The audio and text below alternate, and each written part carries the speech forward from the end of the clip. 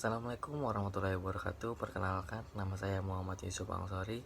Saya di sini akan menerangkan materi tentang fungsi-fungsi yang dilaksanakan manajerial. Fungsi-fungsi manajerial menurut Harry Fayol yang menyatakan bahwa perencanaan, pengorganisasian, pengkoordinasian, pemberian pemerintah, dan pengawasan adalah fungsi-fungsi utama.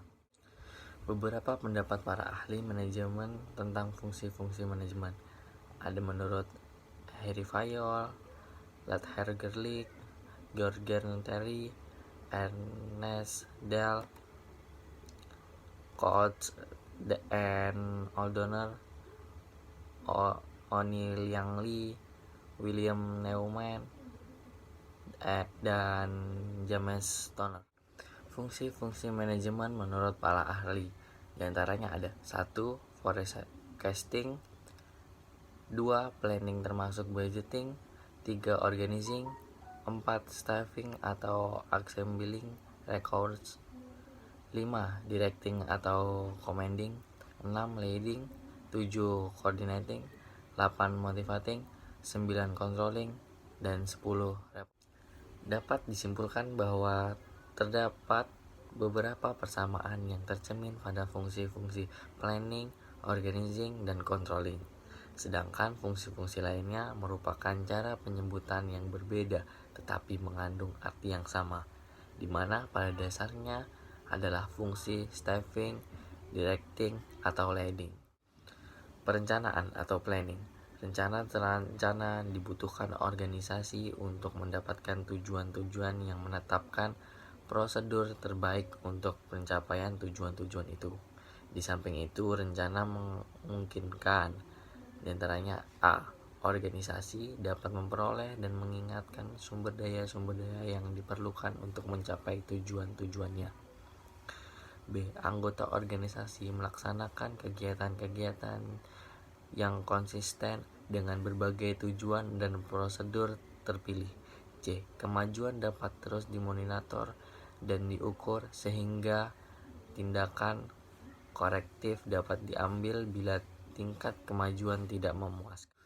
Perencanaan atau planning adalah pemilihan penetapan tujuan organisasi, penentuan strategi, kebijakan, proyek, program, prosedur, metode, sistem, anggaran, dan standar yang dibutuhkan untuk mencapai tujuan.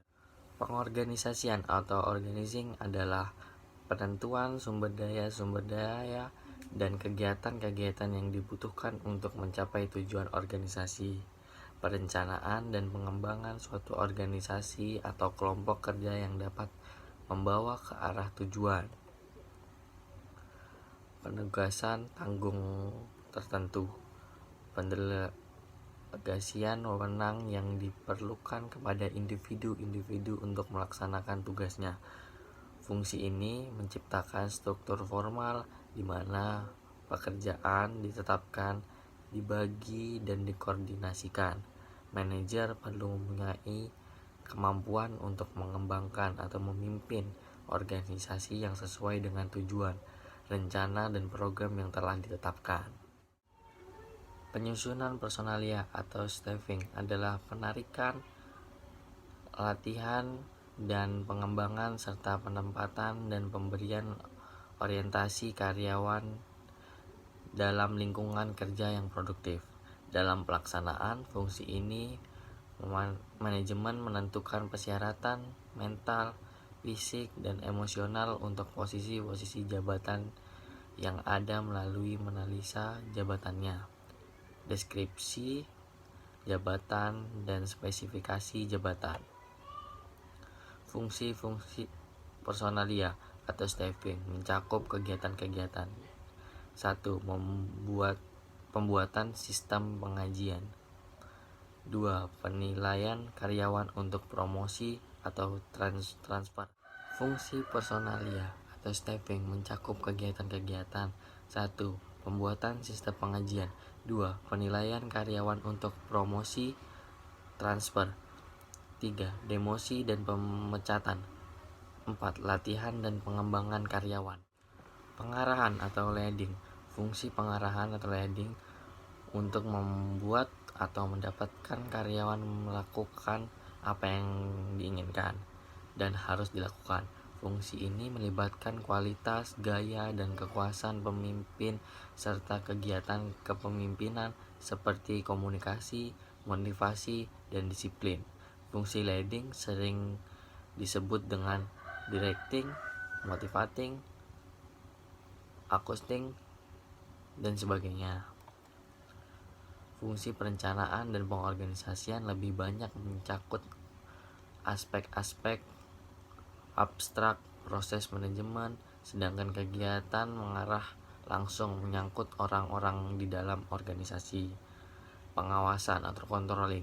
Semua fungsi sebelumnya tidak akan efektif tanpa fungsi pengawasan atau controlling, atau sekarang dengan istilah pengendalian.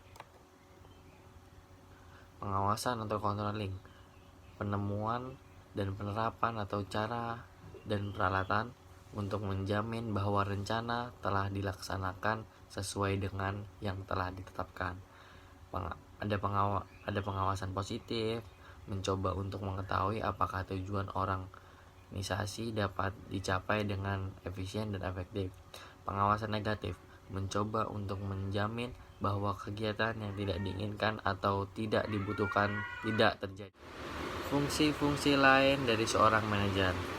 Fungsi manajer ke dalam perusahaan dapat dilihat dari dua sudut, yaitu dari sudut proses, yaitu perencanaan, pengorganisasian, penyusunan, pengarahan, dan pengawasan.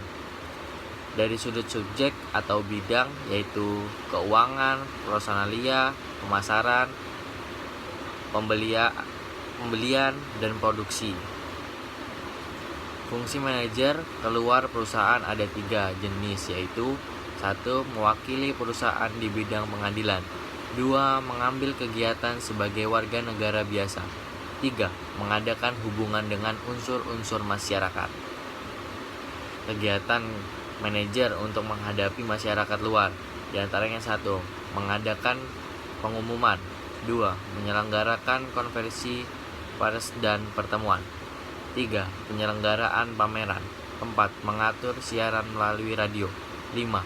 Mengadakan kontak dengan unsur pemerintah dan masyarakat. 6. Membuat analisa dari pendapatan umum. 7. Menerima kunjungan pihak luar ke dalam perusahaan. Begitulah pembahasan materi pada hari ini. Kurangnya saya mohon maaf. Sekian dari saya. Wassalamualaikum warahmatullahi wabarakatuh.